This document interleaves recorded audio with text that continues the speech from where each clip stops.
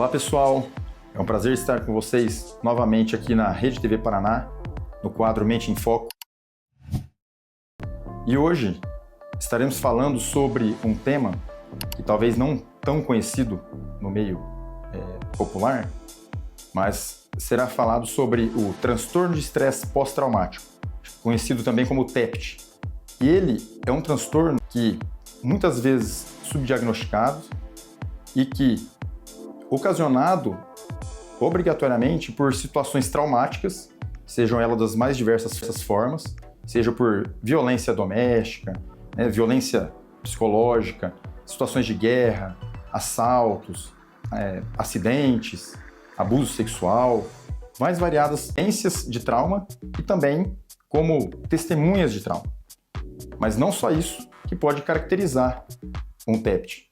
É necessário que você tenha um trauma, que você vivencie esse trauma ou tenha essa questão de testemunhar, e junto com isso, após pelo menos 30 dias aproximadamente, ou até mais, muitos prejuízos nós teremos relacionados a vivências traumáticas, por exemplo, como pensamentos intrusivos, pesadelos, ficar relembrando o tempo todo aquela vivência traumática, causando um desconforto significativo, comportamentos evitativos no ponto de vista de vocês, que são vítimas, começarem a apresentar o quê?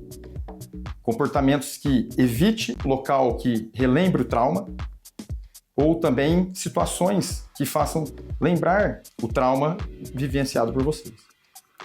Outra questão também é a hiperatividade do sistema adrenérgico que a gente fala. A pessoa sempre fica em alerta, com medo intenso, sempre preocupada, desconfiada de algo, fazendo com que a pessoa possa ter crises de ansiedade e muitas vezes confundindo aí com transtornos de pânico e outras situações. Outra coisa também que pode ocasionar e que está dentro do diagnóstico é a questão do humor. O humor também pode ficar deprimido, sentimento de culpa, importante, de não pertencimento. Então, dentro de uma situação que tem o trauma e junto com essas alterações, que são depois aproximadamente de 30 dias, podendo iniciar após meses sobre isso, nós vamos ter que estar atentos pensando num quadro de transtorno de estresse pós-traumático. Outra coisa que nós temos que estar atentos são os diagnósticos diferenciais, ou seja, diagnósticos podem confundir com o quadro de transtorno de estresse pós-traumático. Quadro de luto, quadros depressivos, de transtornos depressivos, quadros de transtornos de ansiedade, no caso, a síndrome do pânico, que é muito confundida, chega muito no consultório, pessoas que vêm tratando por muito tempo o transtorno de pânico e, na verdade, ela não foi diagnosticada como um transtorno de estresse pós-traumático, que a abordagem acaba sendo bastante diferente.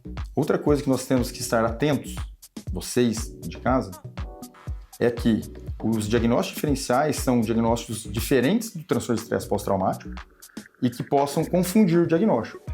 Seja ele quadros de luto, quadros de depressão, quadros de ansiedade, sejam o transtorno ansioso, no caso, uma síndrome do pânico, reação aguda ao estresse, que é muito natural que você vivenciando um trauma, inicialmente você ter todos os sintomas relacionados ao trauma, vivenciar isso. Mas a diferença é que, na reação aguda ao estresse, você não perpetua, você não fica frequentemente disfuncional, com prejuízo há mais de 30 dias ou mais que isso.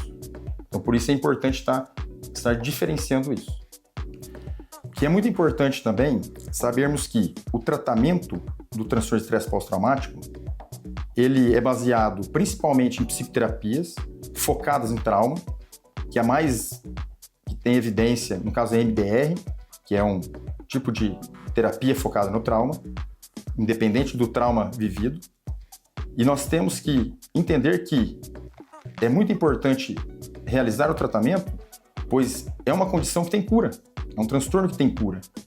E essa disfuncionalidade, sofrimento intenso que o transtorno de estresse pós-traumático causa, ele pode ser revertido com tratamento, igual foi falado, com psicoterapia focada em trauma, mas muitas vezes é importante também associar com medicamentos, né? Consultando com psiquiatras, estando com uma equipe de saúde mental também focada no trauma, para que amenizemos os sintomas e você continue, na verdade, volte a desempenhar seu papel na sociedade, assim como trabalho, como mãe ou como pai, né?